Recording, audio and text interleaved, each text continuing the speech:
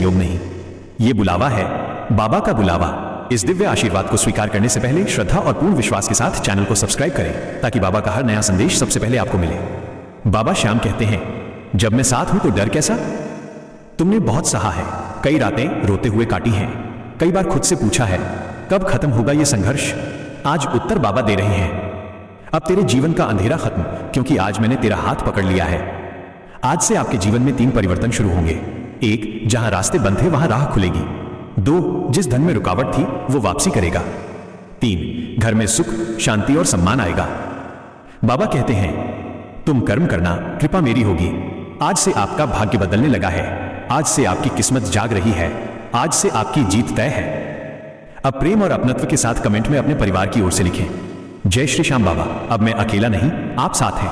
और इस संदेश को 11 श्याम प्रेमियों तक पहुंचाएं, क्योंकि संभव है कि आपका ये एक संदेश किसी और के जीवन में रोशनी बन